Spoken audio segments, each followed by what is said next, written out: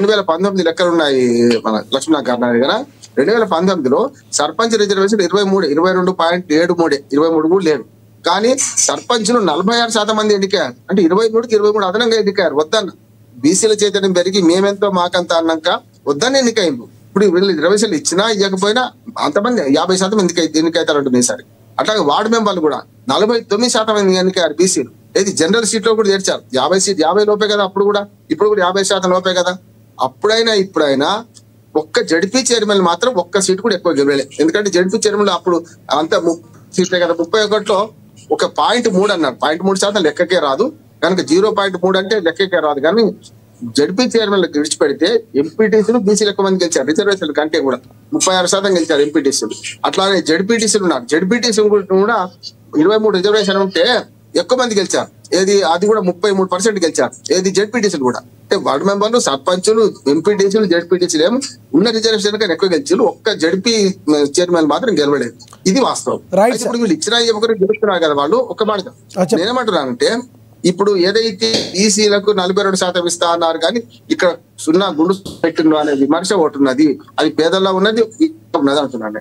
రెండోది ఏంటంటే గ్రామాల ఎన్నికలు వేరు, మన జూబ్లీ హిల్స్ ఎన్నికలు వేరు అంటున్నాను. అంటే వాళ్ళు బాబిరెడ్డి గారు 100% కరెక్ట్. ఎందుకంటే ప్రభుత్వం ఏదంటే ఎన్నుకుంటా 3 ఏళ్ళు వాళ్ళతో ఎగడం ఎంత కష్టం కదా. ప్రతిపక్ష సర్పంచ్ గా ఉంటే రేపు తిప్పలు పెడతారు, మనకు నిధులు ఇవ్వరు అంటున్నాను. నిధులు అయితే కేంద్ర ప్రభుత్వం ఇచ్చిన నిధులు అయితే ఆగాయి కదా. ఏ ప్రభుత్వానికి ఏ దానికైతే ఆగాయి కదా. రాష్ట్రం కూడా ఇవ్వక తప్పదు. ఎందుకంటే 15 ఫైనాన్స్ ఎంత నిధులు ఇస్తారో మేము కూడా అంత నిధులు ఇస్తామని అన్నారు కదా. జనాభా ప్రకారం రాకపోతే రేపు కోర్టుకు వెళ్తారు ఎవరైనా. రెండు ఏమైనా ఉంటుంది అదనంగా ఏమైనా ఇచ్చే నిధులు. ఇప్పుడు ఇవాళ శివాలయంగా మారిపోయింది. ఇప్పుడు ఇవాళ ప్రభుత్వం ఏంటంటే శివాలయంగా ఏం ₹1 అదనంగా వచ్చేది లేదు. ఉన్నట్టు నిధులే కొట్టే పరిస్థితి ఉన్నది. చూస్తున్నాం కదా. 2000 గ్రామాలలో నేను తిరిగిన సార్. ఇప్పుడు మేము ఎన్నికల నిర్వాహి వేదిక తరఫున తిరుగుతున్నాం, సజావుగా జరగాలని తిరుగుతున్నాం. కానీ నాకు గమనిక వచ్చిన 4 అంశాలు ఉన్నాయి. ఇప్పుడు 2000-4000 పెన్షన్లు కాలేదని అసంతృప్తి ఉంది ప్రజలలో. ఒకటి నెంబర్ 1. రెండోది ఏమంటారు అంటే ఈ సంక్షేమ 2500 కానీ స్కూటీ కానీ రకరకాల స్కూటీ లాంటివి హైదరాబాద్ దాని చోట పనిచేస్తుంది. కానీ మొన్న ఇవన్నీ పనిచేయదు అక్కడ జూబ్లీ హిల్స్ ఎన్నికలు. జూబ్లీ హిల్స్ ఎన్నికలు వేరు. ఎందుకంటే 4 లక్షల మంది ఓటర్లు ఉంటే వేసిందే 2 లక్షలు కూడా వేయలే, ఇంకా తక్కువనే ఉండవు. ఆ 2 లక్షలలో కూడా అక్కడ ముస్లిం ఓటర్లు ఎక్కువ ఉండేది. ఒక ఎన్ బ్లాక్ వాళ్ళు వేసుకున్నారు. ముస్లిం అంటే కాంగ్రెస్ అంటే ముస్లిం అన్నారు. అది ఇప్పుడు ఊళ్ళల్లో చెల్లదు కదా. అక్కడ ఆ స్లోగన్ ఇక్కడ చెల్లదు ఊళ్ళల్లో. కనుక ఊళ్ళల్లో అసంతృప్తి ఉన్నది. అయినా సరే దాన్ని అధిగమించి గెలిస్తే రామ్మోహన్ గారు ఊళ్ళల్లో అసంతృప్తి ఉందనడానికి కొలమానం ఏమైనా ఉందో? ఎందుకంటే అసలు కాంగ్రెస్ పార్టీ ఇంత విజయానికి కారణమే ఊళ్ళల్లో గ్రామాల్లో ఎక్కువగా వాళ్ళకి ఓట్లు పడినాయి. జిహెచ్ఎంసీ పరిధిలో పెద్దగా తక్కువగా పడినాయి వాళ్ళకి. నేను చెప్తాను. అప్పుడు ఆనాడు పరిధిలో అభివృద్ధిని చూశారు. ఆనాడు ఫ్లైఓవర్లు, ఆనాడు అభివృద్ధిని చూసి మధ్యతరగతి వాళ్ళు పేదలు కూడా ఇటు ఓటేసింది ఇక్కడికి వచ్చారు. ఆనాడు గ్రామీణ ప్రజలు మోసపోవడానికి కారణం ఏంటంటే 6 హామీలు ఉన్నాయండి. రైతు డిక్లరేషన్ అని వరంగల్ డిక్లరేషన్ ఇచ్చారు. వరంగల్ డిక్లరేషన్ ఏమి ఇచ్చారు? 6 హామీలలో కౌలు రైతులకు డబ్బులు ఇస్తా అన్నారు, రైతు కూలీలకు డబ్బులు ఇస్తా అన్నారు, రైతు భరోసా, రైతు బిచ్చం వేయడం 10,000 15,000 ఇస్తున్నారు. 2 రైతు బంధులు ఎగ్గొట్టారు. ఇప్పటి వరకు రైతుల అసంతృప్తి లేదా? ఈ వాస్తవం కనపడుతుంది కదా. మనం పోతుంటే రైతు బంధు ఎగ్గొట్టిందా అంటున్నారు. అనిపిస్తుంది.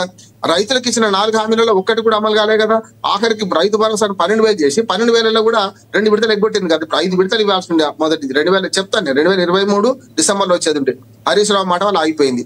అది ఒకటి ఇచ్చిండు. 2024 మేలో ఇచ్చేది ఉండే. 2024 2 విడతలు, 2025లో 2 విడతలు. ఇప్పుడు డిసెంబర్లో మళ్ళీ ఇచ్చేది. 5 విడతలలో 3వ విడత కూడా సగం ఎగ్గొట్టిండ్రు. 5వ విడతలో గ్రామాలలో చర్చ జరుగుతుంది. ఇప్పుడు అది వాళ్ళు ప్రతిపక్షాలు సన్యాసుల మఠాలు కావు కదా. వాళ్ళు కూడా చెప్తుంటారు కదా, వాళ్ళ వాదన వాళ్ళు చెప్తుంటారు కదా. కనుక 5 విడతలలో 2 విడతలు ఇచ్చిండ్రు, 3వ విడత సగం ఎగ్గొట్టిండ్రు. ఇంకా 2 విడతలు అట్లా బాకీ ఉన్నాయి. నువ్వు మాట వస్తుంది. నేను చెప్పిన హామీలు అంటారా? మహిళలకు ఇచ్చిన హామీలలో ₹2,500 ఇటీవలే కదా. మహిళలు అసంతృప్తి ఉంటారా? లేకపోతే ఏమైనా కానీ వేస్తారంటే వేస్తుండో చెప్పలేం. ఇప్పుడు డబ్బులు కాసేపడి వేస్తుండో చెప్పలేం. కానీ ఇక్కడ జరుగుతుంది ఏంటంటే కాంగ్రెస్ పార్టీ పంచదు. కాంగ్రెస్ పార్టీ కండువాలు ఉంటే మనకు చెయ్యి గుర్తుండదు అక్కడ. కానీ కాంగ్రెస్ పార్టీ కండువాలు వేసుకున్న వాళ్ళు గెలిస్తే కార్లు ఎక్క. కానీ పార్టీలను ఏం చేస్తే అంటే